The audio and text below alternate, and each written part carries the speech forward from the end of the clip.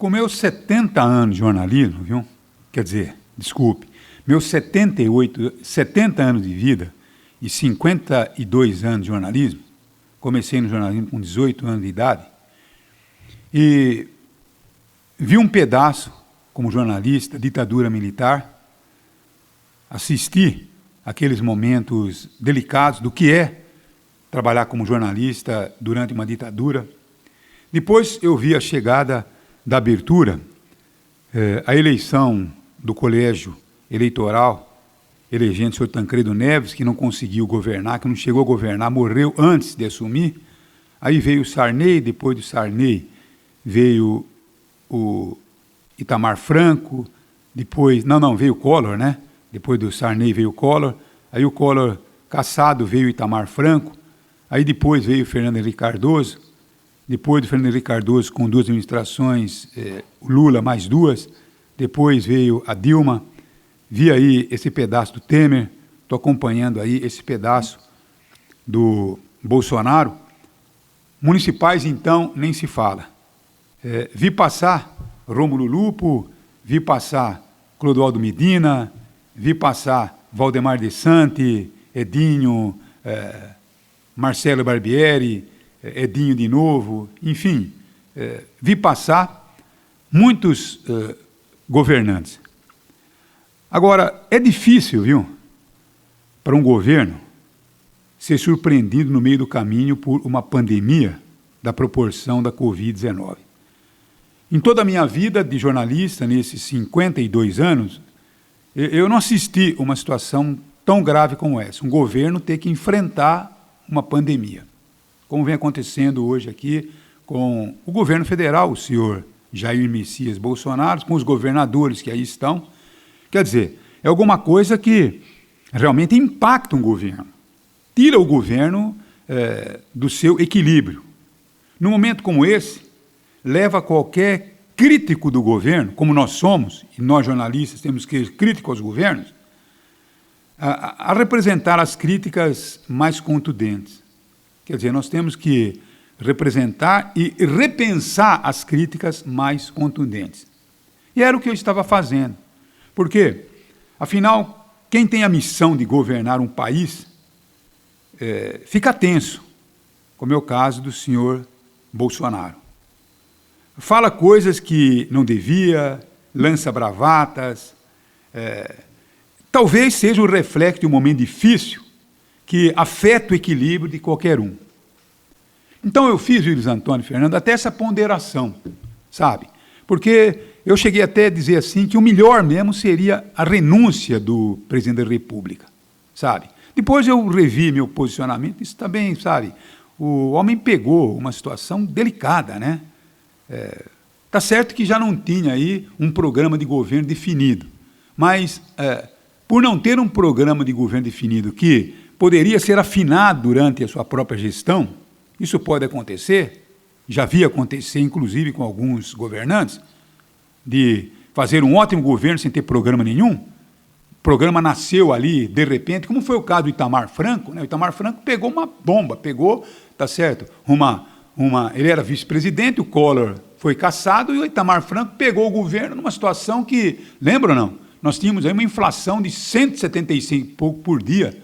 Você amanhecia com uma situação e ia dormir com outra situação. Quer dizer, o Itamar Franco pegou aquele país daquela forma e desenvolveu um programa através do Fernando Henrique Cardoso como o seu homem da economia, e de repente você viu aí o milagre que aconteceu naquele governo, tá certo? Com o real, com algumas coisas muito importantes que deram o equilíbrio que estava faltando, que era quase que impossível. Então, e aconteceu durante um governo. Então, eu estava até dizendo o seguinte, olha, vamos dar um pouco de paz, tal, entender um pouco, deixar as questões aí de denúncia do lado tal, mas entender que até as bravatas do governo federal, elas estejam se acentuado depois de surgir a pandemia, que tira qualquer governo realmente do eixo. Mas agora, mais uma vez, fica difícil você tentar repensar, tentar abrandar as suas críticas. Porque não pode ser possível o presidente de um país vir a público e dizer que ninguém pode obrigar ninguém a tomar vacina. Pelo amor de Deus, senhor Jair Messias Bolsonaro, o senhor está destruindo um trabalho de 30, quase 40 anos, feito pela ciência, da importância da vacina obrigatória. A vacina obrigatória, ela evitou que milhares, milhões de crianças em todo o mundo tivessem sido vítimas da paralisia infantil. Milhões de pessoas se livraram da varíola. Quantas pessoas deixaram de morrer de tétano em função exatamente da vacina contra o tétano? E outras tantas vacinas que nós temos por aí. E agora o senhor vem prestar esse bruta desserviço, porque sabe o que é a palavra de um presidente da República? O senhor influencia um monte de gente. A gente está aqui, senhor presidente, o ano inteirinho dizendo, olha, vai ter a vacinação contra a paralisia infantil. Por favor, papai e mamãe, tenha a responsabilidade de levar os seus filhos para vacinar. Sabe, esse trabalho é feito arduamente todos os anos. A gente estimulando a vacinação, porque a vacina salva, ela evita males incríveis na vida de uma pessoa, na vida de uma família.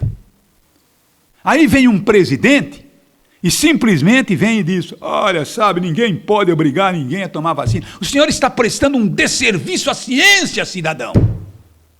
Então, por mais que eu tente ser cauteloso, por mais que eu tente relevar as minhas críticas, mas não tem como dizer que o senhor é uma besta. Não tem como, Luiz Antônio. Não tem como, Fernando.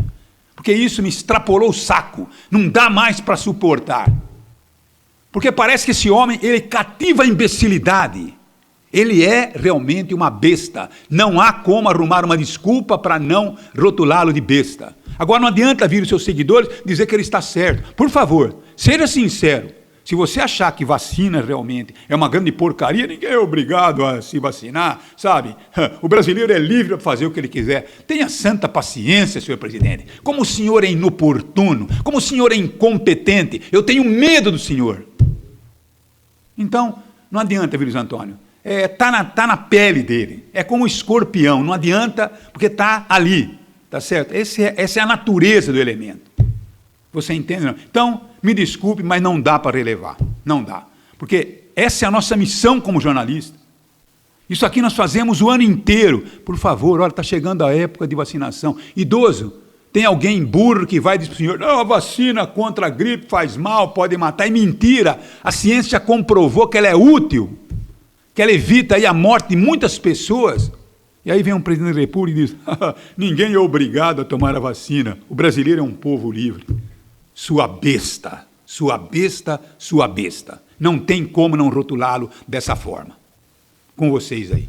Madalena, esse debate da obrigatoriedade da vacina, ele é sempre polêmico, porque de fato ele resvala em princípios da liberdade individual, mas ele também resvala em princípio de proteção da criança, que é um ser que precisa ser protegida, que não tem ainda a sua própria capacidade de avaliação. Você citou muito bem o caso da poliomielite, o sucesso que representa no Brasil esse combate através da vacina, ou seja, era algo já muito consolidado na cabeça do brasileiro e no sistema público de saúde do Brasil. Era algo bastante consolidado. Agora, eu digo que é algo sempre polêmico, porque já temos exemplos históricos de momentos de rebelião contra a vacina, vista a tal da revolta das vacinas. Isso sempre está pipocando de vez em quando aqui ou acolá. Pois bem, agora, nesse momento, Madalena, nesse 2020 atípico, em que o mundo parou frente a um vírus, em que os impactos econômicos são imensuráveis, são dramáticos, famílias sem emprego e sem renda, empresas fechando todos os dias. Quer dizer, o impacto de uma vacina não é só no interesse individual.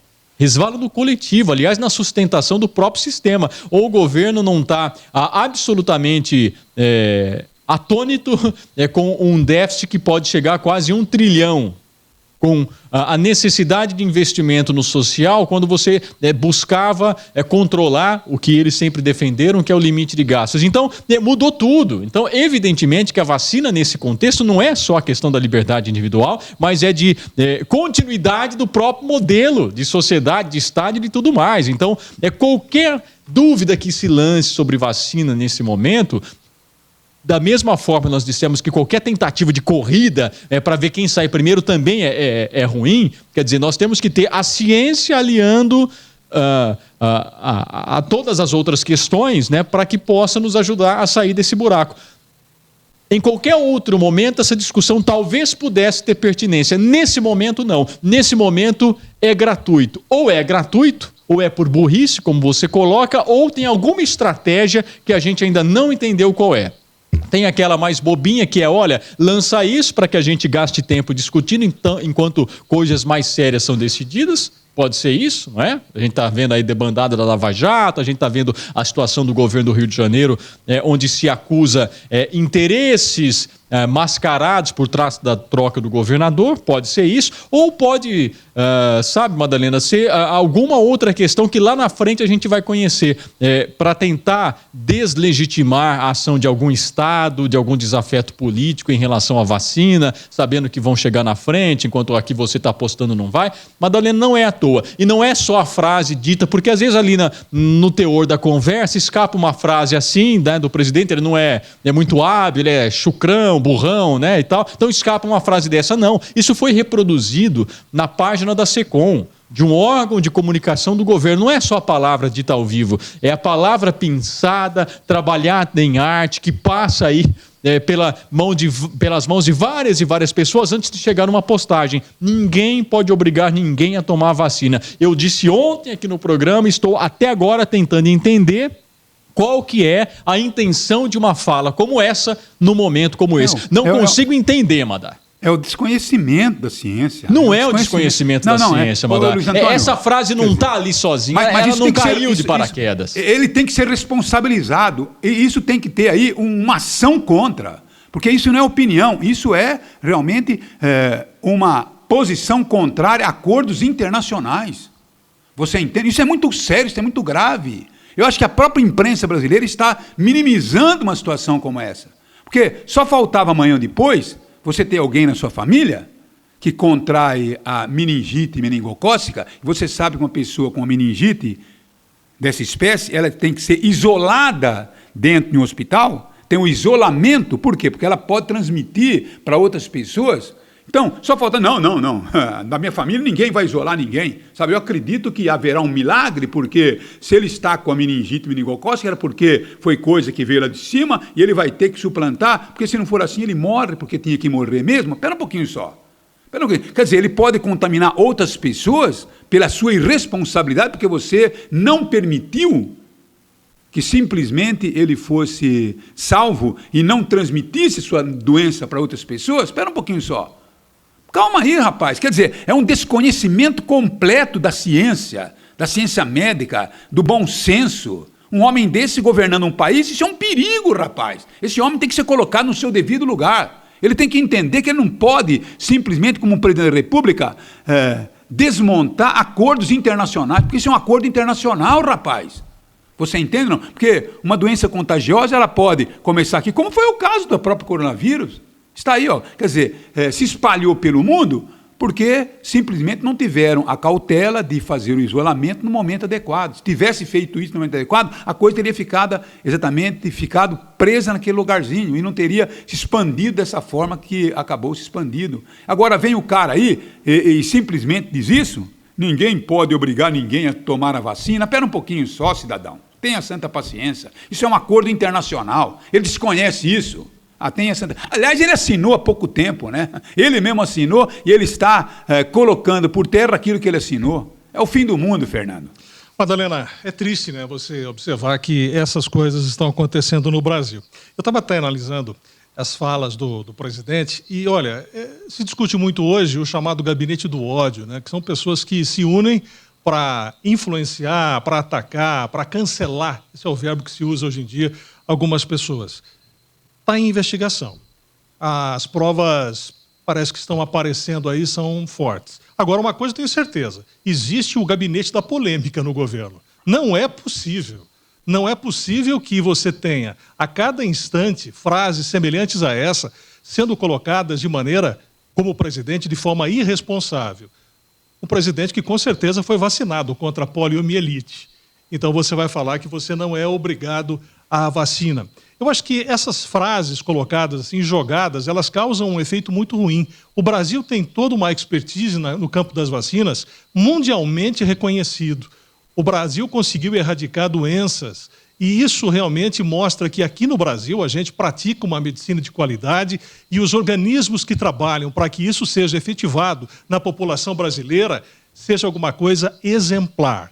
Então eu estou percebendo que cai mais uma dessas fronteiras, dessas situações que o Brasil há muito tempo levava muito a sério. Agora, qual a intenção disso? Eu me lembro que quando foi fechado o primeiro acordo sobre vacina, e era com uma vacina chinesa, o mesmo presidente disse, se for chinesa eu não tomo. Acho que foi a primeira manifestação diante de uma situação como uma pandemia e diante de uma vacina. Dali para cá, a gente percebe que muitas outras vacinas entraram nesse campo. Olha, não importa se a vacina é chinesa, se é polonesa, se é russa, se é paraguaia.